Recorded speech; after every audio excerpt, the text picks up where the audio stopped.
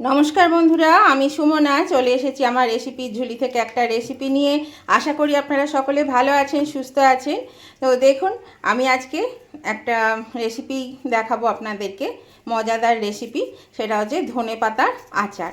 তো এই দেখুন, এই ধনেপাতার এক আঁটি ধনেপাতা নিয়ে আসা হয়েছে, একদম টাটকা, ভীষণই টাটকা। তো এই ধনেপাতাগুলো প্রথমে কিন্তু এই গোড়াগুলো কেটে ফেলে দিতে হবে, আর পচা পাতাগুলো ফেলে দিতে হবে। তাহলে চলুন আগে আমি এগুলো পরিষ্কার করে নিই, তারপর আবার দেখাচ্ছি। এই দেখুন বন্ধুরা, ধনেপাতাগুলোকে আমি ভালো করে বেছে তারপরে ধুয়ে নিয়েছি, ধুয়ে শুকিয়ে নিয়েছি এমনভাবে একদমই কিন্তু জল নেই, বেশ শুকনো। এতে জল থাকলে কিন্তু একদম হবে না। তো চলুন এবার কি করব দেখায়। গ্যাসের চুলায় আমি একটা কড়া বসিয়ে দিয়েছি, আর এখানে দেখুন আমি এক চামচ সরষের তেল দিয়েছি। এখানে সাদা তেল দিলেও কিন্তু হবে, আপনারা যদি সাদা তেল দিয়ে করেন তাহলেও হবে। এবার এই ধনেপাতাটা আমি এখানে দিয়ে দেব, দিয়ে একটু এটাকে শুকনো ভেজে নেব। কারণ এই যে জলটুকু থাকে, জলো ভাবটা এর মধ্যে শুকিয়ে যাবে, সেই জন্য এটা দিয়ে আমি এটা একটু নেড়ে নেব।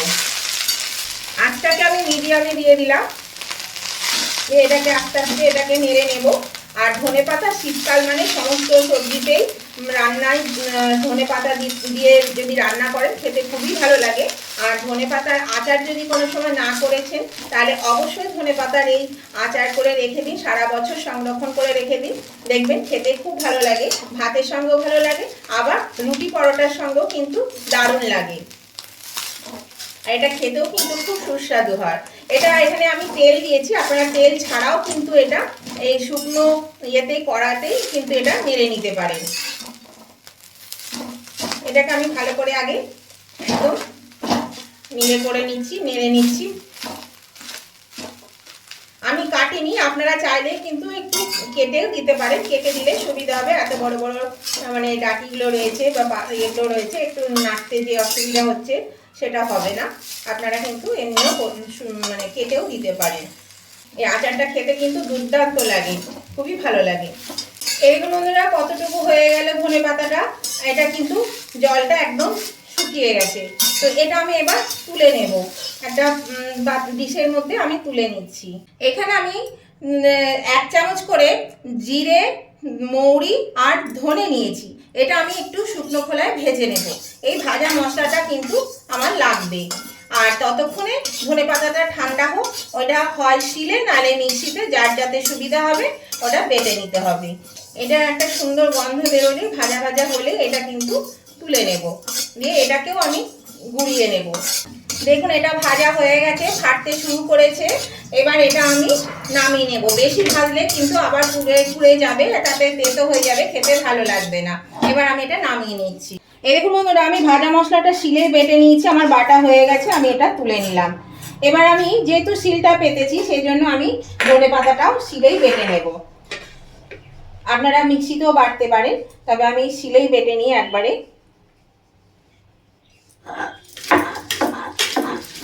এই দেখুন বন্ধুরা, আমার বাটা হয়ে গেছে, আমি এবার এটা তুলে নেব শিলে থেকে। আর আমি অল্প অল্প করে বেটেছি, কারণ সবটা তো একসঙ্গে ধরবে না, সেই জন্য অল্প অল্প করে বেটেছি। এই যে দেখুন, এখানে ডিশের মধ্যে তোলা আছে খানিকটা, আর এটা বাকিটা। এই দেখুন বন্ধুরা, এখানে আমি বেশ কিছুটা তেঁতুলকে ভিজিয়ে রেখেছিলাম, সেই তেঁতুলটা এবার পরিষ্কার করে নেব। মানে এই যে কাজগুলো, এগুলোকে আমি ভালো করে আগে ছেঁকে নিচ্ছি। বন্ধুরা, কড়াইয়ের মধ্যে তেল দিয়ে দিচ্ছি, তেলের মধ্যে দিয়ে দিলাম বেশ কিছুটা রসুন কুচি। তেলটা হালকা গরম করে নিয়েছি।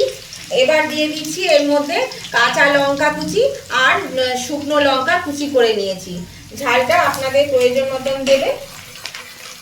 আর দিচ্ছি এখানে 1 চামচ কাশ্মীরি লঙ্কার গুঁড়ো, যাতে কালারটা বেশ ভালো লাগে দেখতে, সেই জন্য এটা দেওয়া। আর দিচ্ছি পরিমাণ মতো নুন আর হলুদ। এটা একটু ভেজে নেব। এবার এই যে তেঁতুলের কাঠটা করেছি, সেই তেঁতুলের কাঠটা আমি দিয়ে দিলাম এর মধ্যে, দিয়ে এটাকে খুব ভালো করে কিন্তু কষিয়ে নিতে হবে। আর এটা মিডিয়াম আঁচে করবে। এটাকে আমি খুব ভালো করে কষিয়ে নেব, যাতে এই যে কাপটায় জল আছে সেই জলটা যেন অনেকটাই শুকিয়ে যায়। আর মিক্সিতে যদি আপনারা ধনেপাতাটা বাটতে যান তাহলে শুকনো অবস্থায় বাটার একটু অসুবিধে হয়, তখন এই তেঁতুলের কাপ দিয়ে একটু বাটতে পারেন, তাহলে অসুবিধা হবে না। আর শিলে বাটলে তো কোনো অসুবিধা নেই। এটাকে আমি খুব ভালো করে এবার ফুটিয়ে নেব আর ফোটাতে ফোটাতে কষিয়ে নেব।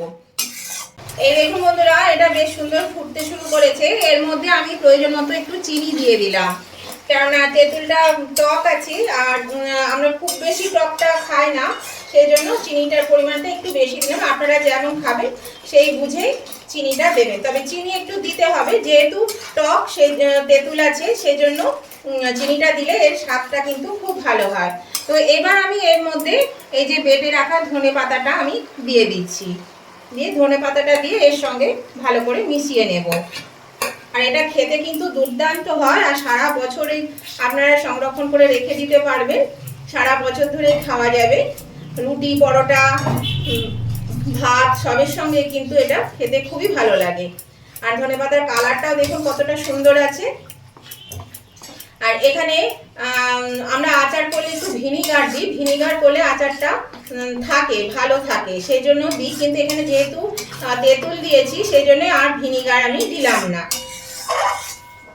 এবার এটা দিয়ে খুব ভালো করে কিন্তু ধনেপাতাটা দিয়ে ভালো করে এটাকে মিশিয়ে নিতে হবে, ভালো করে ফুটিয়ে নিতে হবে।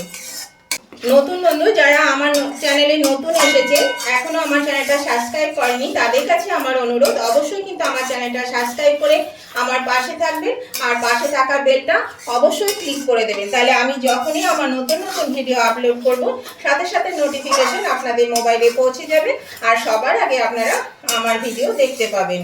আর আমার যারা পুরাতন বন্ধু এবং নতুন বন্ধু উভয় বন্ধুদেরকেই বলছি, এই রেসিপিটা দেখতে দেখতে যদি এখনো লাইক দিতে ভুলে গিয়ে থাকেন তাহলে প্লিজ লাইক বাটনটা প্রেস করে দেবেন। আপনাদের একটা লাইক আমাকে এগিয়ে নিয়ে যেতে অনেকটা সাহায্য করে।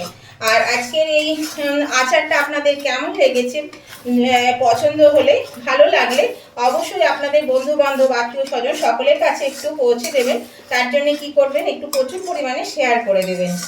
আর কেমন লাগলো আজকের এই রেসিপিটা আপনাদের, যদি ভালো লেগে থাকে তাহলে অবশ্যই একটা কমেন্ট করে দেবেন।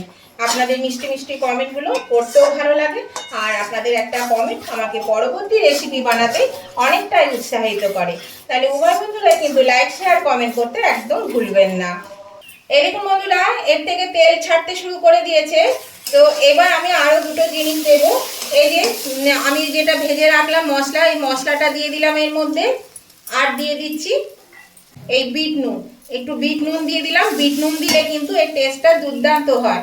আমি সেই জন্য সাদা নুন পরিমাণ মতো দিয়েছিলাম, যাতে বিট নুনটা দিলে ব্যালেন্সটা ঠিক থাকে, সেই মতন আমি এটাও দিয়ে দিলাম। এটা দিয়ে ভালো করে এবার মিশিয়ে নেব। তাহলে দেখেন এটা কত তাড়াতাড়ি, কত সহজেই, কত সুন্দর একটা আচার তৈরি হয়ে যায় ধনেপাতার। আমরা তো অনেক রকমের আচার খেয়ে থাকি, তো ধনেপাতার আচার না খেয়ে থাকলে অবশ্যই কিন্তু এবার একবার ধনেপাতার আচার বানিয়ে রেখে দেবেন, সংরক্ষণ করে রাখবেন, সারা বছর ধরে খেতে পারবেন। আর রুটি পরোটার সঙ্গে খেতে খুবই ভালো লাগে, সেই জন্য এইভাবে অবশ্যই করবেন।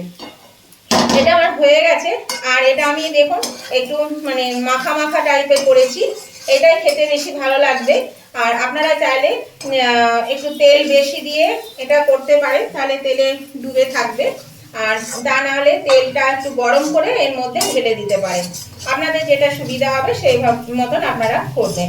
তো এবার আমি গ্যাসটা অফ করে দিচ্ছি। এবার এটা হয়ে গেছে, আমি নামিয়ে নেব। এটা একটা পাত্রে আমি নামিয়ে নিচ্ছি, নামিয়ে এটা ঠান্ডা করে নিতে হবে। এই দেখুন বন্ধুরা, আমি নামিয়ে নিয়েছি, একটু ছড়িয়ে দিয়েছি। এটা একটু ঠান্ডা হলে আমি একটা কাচের শিশিতে ভরে রাখবো, তাহলে জিনিসটা ভালো থাকবে। তাহলে এটা ঠান্ডা হোক, তারপর আবার দেখাচ্ছি। এই দেখুন বন্ধুরা, আচারটা ঠান্ডা হয়ে গেছে। এবার আমি এটা ভরে নেব। এই একটা শিশির মধ্যে আমি ভরে নিচ্ছি। দেখুন এর মধ্যে ভরে আমি রেখে দেব। এটা যখন ইচ্ছে হবে প্রয়োজন মতো নিয়ে খাওয়া যাবে, খেতেও কিন্তু ভীষণই ভালো লাগে। আর এইভাবে না করলে তাহলে কিন্তু একবার হলেও করে দেখুন, দেখবেন খেতে ভালো লাগবে। আর এই রেসিপিটা আপনাদের যদি ভালো লেগে থাকে তাহলে অবশ্যই কিন্তু লাইক শেয়ার কমেন্ট করতে উভয় বন্ধুরাই ভুলবেন না, অবশ্যই লাইক শেয়ার কমেন্ট করে দেবেন। আর আবার আমি নতুন ধরনের নতুন কোনো রেসিপি নিয়ে চলে আসবো, ততদিন আপনারা ভালো থাকবেন, সুস্থ থাকবেন। দেখুন আমি এটা ভরে নিলাম, এই দেখুন দেখতেই পাচ্ছেন এরকম কি সুন্দর হয়েছে। আচারটা দেখতেও ভালো হয়েছে, খেতেও কিন্তু খুব সুন্দর হয়েছে। তো এইভাবে অবশ্যই করবেন, করে খাবেন, দেখবেন খুবই ভালো লাগবে খেতে। তো আজকের মতন ভিডিওটা এখানেই শেষ করছি। আবার আমি নতুন ধরনের ভিডিও নিয়ে চলে আসবো, ততদিন আপনারা ভালো থাকুন, সুস্থ থাকুন। Tata, bye bye.